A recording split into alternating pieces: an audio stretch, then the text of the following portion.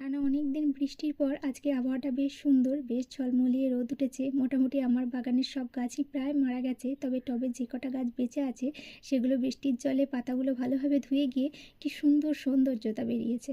প্রতিটা গাছ একদম ফ্রেশ লাগছে। আমি প্রায় সকাল সকালই প্রতিদিন স্নান করে নিই, ওই ব্রাশ করে স্নান করে পুজো করে নিই। পুজোটা হয়ে গেলে যেন অনেকটা কাজ এগিয়ে যায়। আজকে বেশ অনেক রকমের রং বেরঙের সবজি দিয়ে রান্না হবে। হবে পুঁই শাক, কুমড়ো, বেগুন, আলু সব রকমের সবজি দিয়ে একটা ঘন্ট, ঝিঙে, বেগুন, আলু আর ছোটো মাছ দিয়ে একটা চচ্চড়ি। ওর জন্য একটা ডিম সেদ্ধ করব, আসলে ও ছোটো মাছ খেতে চায় না। উচ্ছে আলু সেদ্ধ আর ওর জন্য একটু আলু সেদ্ধ করব আর একটু পেঁয়াজ দিয়ে পোস্ত করব। আজকে আমার হাজব্যান্ড আর অফিস যাবে না, ওর সেকেন্ড হাফে শেয়ার বাজারের দিকে একটা ভিজিট আছে, সেই কারণে ওয়ার্ক ফ্রম হোমই করবে। ও গেছে স্নান করতে। এই মুহূর্তে যদি আমি বিছানাটা না বাগিয়ে দিই তাহলে রাত 12টা পর্যন্ত এই বিছানায় আর হাত দেওয়া যাবে না। আজকে যেহেতু অফিস যাবে না, তাই রান্নার অত তাড়াহুড়ো নেই। আগে হাতের কাজগুলো কমপ্লিট করে নিয়ে তারপর রান্না করব। জেনারেলি আমাদের ঘরটা ফাঁকাই, হিজিবিজি তেমনভাবে কোনো জিনিস নেই। তা সত্ত্বেও পরশুদিন রাত্রে ও সন্ধ্যে থেকেই বলছে যে বিছানায় কিছু একটা আছে, বেশ অনেকবার কামড়াচ্ছে। খাবার পর ও গিয়ে বিছানাটা তুলে ভালো করে ঝাড়ছিল। বিছানাটা তুলতেই গোটা বিছানা জুড়ে একদম থোক থোক পিঁপড়ের ঝাঁক। সেখানে অনেক ডিম বয়ে এইরকম নিয়ে গেছে। হয়তো হঠাৎ করে সেদিনই হয়েছে, এরকম অনেক পিঁপড়ে ছিল। দেখে বুঝতেই পারিনি যে তলাটায় অত পিঁপড়ে আছে। সেই রাত্রেবেলায় আবার সব রকমের সব কিছু যা যা ছিল সব নিচে নামিয়ে পুরো ঘর ফাঁকা করে আবার সব মেরে ভালো করে লক্ষণগণ্ডি দিয়ে আবার সব ঝেড়ে সব কিছু আবার নতুন করে পাতা হলো। ঘরটা জেনারেলি পরিষ্কার থাকে বলি ঘরের ভেতরে আমি কোনো দিন ওই পিঁপড়ে, টিকটিকি, গিরগিটি, আরশোলা, মাকড়সা কোনো দিনই কিছু দেখিনি। তারপরও জামা কাপড় কটা ইস্ত্রি করে গিয়ে আমি রান্না করতে গিয়েছিলাম। লাউ শাক বা পুঁই শাক যে কোনো রকমের শাক দিয়ে সব রকমের সবজি দিয়ে ঘন্ট খেতে বেশ ভালো লাগে। তবে এই সবজিগুলো আমি কখনো ভাজি না, হালকা একটু সিটি দিয়ে নিই। ওই একটা সিটি দিয়ে সঙ্গে সঙ্গে খুলে দিই। এই ঘন্টটা করতে বেশি মশলাও লাগে না। একটুখানি সর্ষে শিলে বেটে নিয়েছিলাম, তার সাথে একটু দিয়েছিলাম সবজি মশলা, হলুদ আর নুন। এই ঘন্ট করতে খুব একটা তেল লাগে না, খুব সামান্য পরিমাণেই তেল দেবে। আমি তেলটা একটু অ্যাভয়েডই করি, কিন্তু সবসময় সব ক্ষেত্রে হয়ে ওঠে না। এক একটা রান্নায় বেশ ভালোই তেল লেগে যায়। তেলের মধ্যে ওই সব রকমের মশলাটা আমি দিয়েছিলাম। যেহেতু মশলাটায় সর্ষে ছিল, সর্ষে একটু তিতো হয়ে যাওয়ার ভয় থাকে। জেনারেলি তিতো হয় না, যদি হয়ে যায় সেজন্য একবার দুবার নাড়িয়ে আমি পুঁই শাকটা দিয়ে দিই। পুঁই শাকটা দিয়ে চাপা দিয়ে দিই, তাহলে তাড়াতাড়ি করে সেদ্ধ হয়ে যাবে।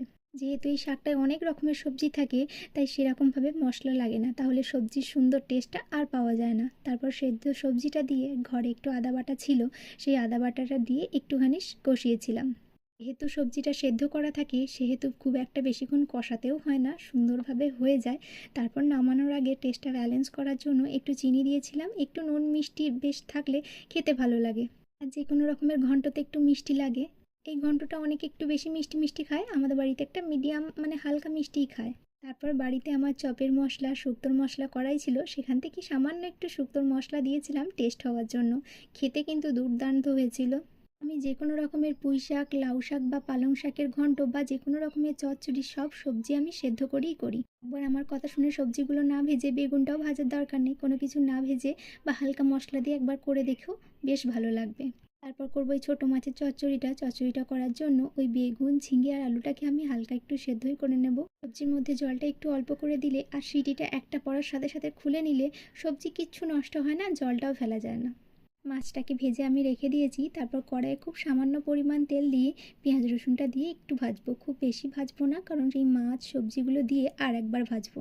তারপর রোজকার যে মশলাগুলো দিই সেই মশলাগুলোই দিয়েছিলাম। একটু আদা বাটা, জিরে গুঁড়ো, ধনে গুঁড়ো, হলুদ গুঁড়ো আর নুন, আর সাথে দিয়েছিলাম একটুখানি মিট মশলা। তারপর মোটামুটি একটা ভাজা হয়ে গেলে, খুব একটা ভালো করে ভাজবো না, ওই যে সেদ্ধ করা সবজিগুলো আছে সেই সবজিগুলো দিয়ে দেবো।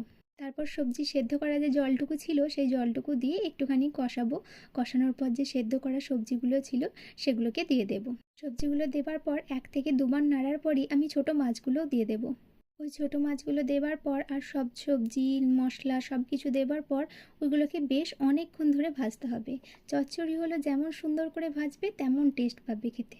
একদম কম আছে একটু বেশিক্ষণ সময় নিয়ে ভাজলেই সব কটা সবজি, মাছ একদম ঝরঝরে হয়ে যাবে। আমার কোনো কিছু তরকারি একদম ঘাঁটা ভালো লাগে না, আমার ওই ঝরঝরে শুকনো শুকনোই ভালো লাগে। তারপর স্বাদ মতো একটু চিনি দিয়ে আমি এটাকে রেখে দেবো। তার মধ্যে ওর খাবারটা দিয়ে আসি, ওটা ততক্ষণ হতে থাক। ও বেশ অনেকক্ষণ আগেই চান করেছে। মাঝে একবার চা বিস্কুট দিয়ে এসেছিলাম, আমি যদি নাও দিয়ে আসি ও খাবারটা চাইবেও না, খাবেও না। একবার কাজে বসে গেলে সকালের দিকটা হিউজ প্রেশার থাকে, তো সেই কারণেও খাবার চেয়ে খাবো এমন কখনো করে না। দিয়ে এলে তো ভালো, তারপরে ওকে খাবারটা দিয়ে এসে দেখছি তলাটা হালকা একটু লেগে গেছে। একদম হালকা আঁচেই বসানো ছিল, ওই বারে বারে নাড়তে হবে, বেশ খানিকক্ষণ নাড়লেই ওটা হয়ে যাবে, খুব একটা বেশি সময়ও লাগে না। আমার হাজব্যান্ড একদম ছোট মাছ খেতে চায় না, আসলে এগুলো একদম টাটকা মাছ, এই বৃষ্টির জলে সবাই চারিদিক থেকে ধরেছে, গ্রামে টাটকাই বিক্রি করতে এসেছিল। আর মাছগুলো বেশ বড় বড় ছিল। ব্যাস, এটাও কমপ্লিট হয়ে গেল। এটা রেখে দিয়ে আমি একটু আলু সেদ্ধ করেছিলাম, সেটার জন্য একটু পেঁয়াজ ভাজবো। যেহেতু ঘরে আজকে সব রকমের সবজিপাতি রান্না হচ্ছে, ও অতটা খেতে চাইবে না, তাইলে একটু আলু সেদ্ধ করে রাখলে সেটা দিয়ে অন্তত খাবে।